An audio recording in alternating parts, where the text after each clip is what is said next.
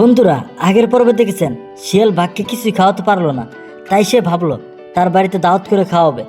কিন্তু শিয়াল এখানেও বাঘকে আবার বোকা বানালো। হে বাগেনা, কি চিন্তা ভাবনা করলে? এদিকে আয়। শালার বুকা বাগরে নিয়ে আসি তো বিপদে। মামা আসছি, আপনার কাছে আসতেছি। আয় বাগনা, তোরেই আমি মনে মনে খুঁজতেছি। বাঘ মামার বেশি কাছে যাওয়া যাবে না, দূর থেকে কথা বলতে হবে। মামা, আমি তো তোমাকে কিছুই খাইতে পারলাম না, ভাবলাম তোমার জন্য আমার বাসায় বিরাট একটা আয়োজন করব। কে রে বাগনে, এবার তো আবার চালাকি করবি না রে? যদি চালাকি করিস তাহলে কিন্তু তোরই খায় ফেলবো না। না মামা, এবার আর কোনো চালাকি করব না। চালাকি করে আমার প্রাণটা হারাতে চাই না। কে রে ভাগ্নে, দাওয়াত কখন করে রে? আসর বাদ নাকি? আমি তো আবার সন্ধ্যা হলে চোখে দেখি না। না মামা, আমি তো জানি আপনি রাত কানা, এই জন্য রাতটা আসর বাদই রাখছি মামা। মাথার সিধেটা কাটে আসতেছি, যা।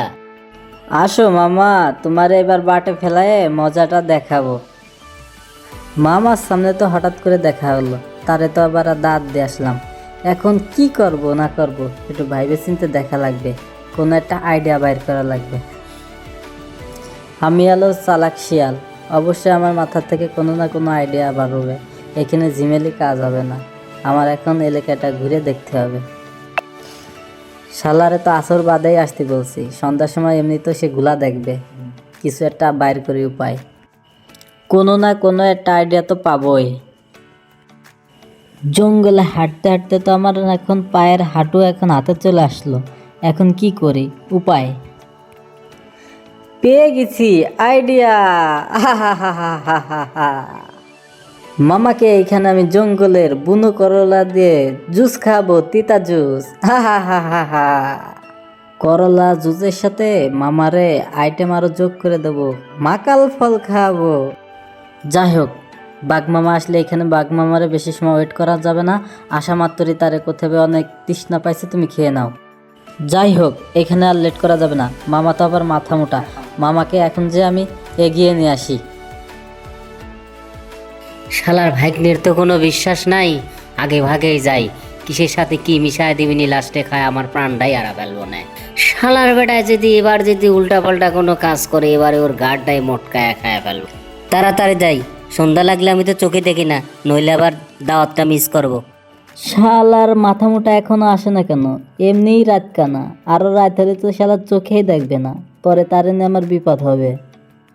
ওই যে দেখতেই দেখা যাচ্ছে মামা মনে হয় আসতেছে। মামা তো খুব পাওয়ারফুল ভাবে আসতেছে। কিরে ভাগ্নে, তুই কি আর বাসা খুঁজে পেলে নে? গহীন জঙ্গলে বাসা খুঁজলি? ভাগ্নে, এবার আমার তাড়াতাড়ি খাবার দিয়ে, আমার অনেক ক্ষুধা লেগেছে। মামা, তুমি টেনশন করো না, তোমার জন্য আমি পর্যাপ্ত পরিমাণ খাবার রেডি রাখছি মামা। তোমার শুধু যার অপেক্ষা, তুমি যাবা আর খাবা।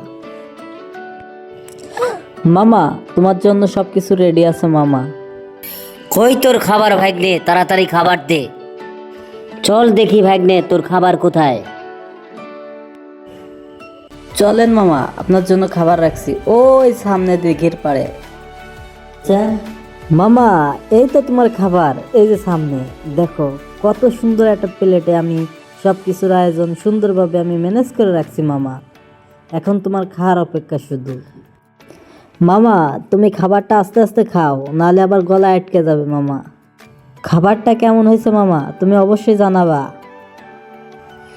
শালার বেটা করলার জুস দিয়ে আবার কয় কেমন হয়েছে। ভাগ্নে, খাবার অনেক সুন্দর হয়েছে ভাগ্নে, আর কখনো ভুলবো না, সারা জীবন মনে থাকবে। আহা মামা, খাইছো তুমি খাটা, খাইয়া দিলে হাঁটা, সারা জীবনের মতন মনে রাখবা তুমি মামা। শালার বেটা এরকম খাবার খাওয়াইলো, শালার বেটার আগে ভাগে পায়ালেই। বাঘের বাচ্চা আমারে কি খাইলো? আমার তো মাথাটা গরম হয়ে যাচ্ছে, আমি ওরে কি করব আমি বুঝে সার পাচ্ছি না। বাঘকে এই অপমানের প্রতিশোধ নিতে পারবে, এটা জানতে হলে পরবর্তী পর্বের জন্য অপেক্ষা করুন। অবশ্যই সাবস্ক্রাইব, লাইক করতে ভুলবেন না। পাশে থাকা বেল আইকনটা বাজিয়ে রাখবেন।